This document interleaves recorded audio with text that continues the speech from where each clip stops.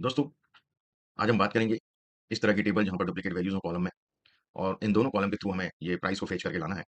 तो हम index match के थ्रू हम इसे कैसे फेच कर सकते हैं? हम डायरेक्ट तो इस टेबल से वैल्यू नहीं उठा सकते। पहले हमें इस टेबल को पिवट टेबल में कन्वर्ट करना होगा। उसके लिए हम इसको सिलेक्ट करेंगे, इंसर्ट टिप पे जाएँगे, फ्रॉम टेबल ये सिलेक्ट करेंगे। एक्जिस्टिंग वर्कशीट पर ही मैं इसको ले रहा हूँ। मैं सेल रेफरेंस दे रहा हूँ यहाँ पे और ओके। अब हम यहाँ सेलेक्ट करेंगे प्रोडक्ट, ये देखिएगा पिवट टेबल आ गया है।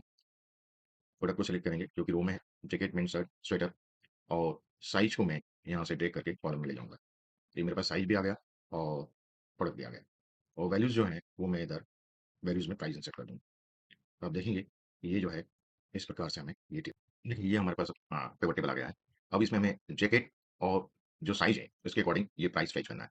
तो मैं यहाँ पे प्रोडक्ट लिख रहा हूँ और यहाँ साइज़ देन प्राइस। ओके, मैं इसको थोड़ा-सा कॉस्मेटिक कर देता हूँ जिससे आपको समझ में आए।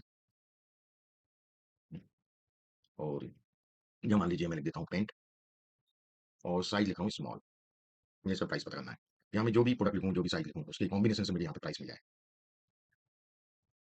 इसके लिए मैं आज मैं इंडेक्स मैच फ़ॉर्मूले का यूज़ करने वाला हूँ। इंडेक्स जो है वो वैल्यू फेच करके लाता है यदि इसको किसी सेल का एड्रेस दिया जाए और मैच को कोई वैल्यू बताई जाए तो उस कॉलम या रो का एड्रेस लेके आता है।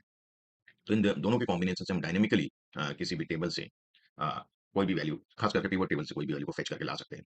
तो ये मैं आपको बताता हूँ। इंडेक्स इंडेक्स में सबसे पहले array. Array means we have to select this where you want to fetch the value, so we only fetch the value from here up to here.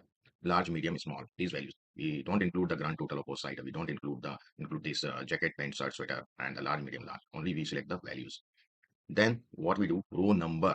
For row number, we will use the match function. Match will give which row the paint has. किस रो के अंदर ये paint है इसको fetch करने के लिए तो हमें रो नंबर के लिए सबसे पहले लुकअप वैल्यू, तो लुकअप वैल्यू यहाँ से लेंगे पेंट और इसको सर्च कहाँ करेंगे? लुकअप अरे क्या है? इस कॉलम में सर्च करेंगे हम कि पेंट कहाँ है। तो उस पेंट की पोजीशन देगा कि सेकंड रो में है, थर्ड रो में है, इस तरह से बताएगा। इसके बाद मैच टाइप एग्जैक्ट मैच चाहिए मुझे, कैटेगरिकल है। ये तो रो मिल गया, इसके बाद मुझे कॉलम चाहिए। कॉलम के लिए भी मैं मैच यूज़ करूँगा और यहाँ मैच में लुकअप वैल्यू होगी ये साइज़, स्मॉल और इसके लिए लुकअप वैल्यू को मैं यहाँ से यहाँ तक सर्च करने वाला हूँ, है ना? लार्ज, मीडियम, स्मॉल कहाँ मिलेगा मुझे स्मॉल और यहाँ भी एग्जैक्ट मैच, ठीक है? और ये फिनिश।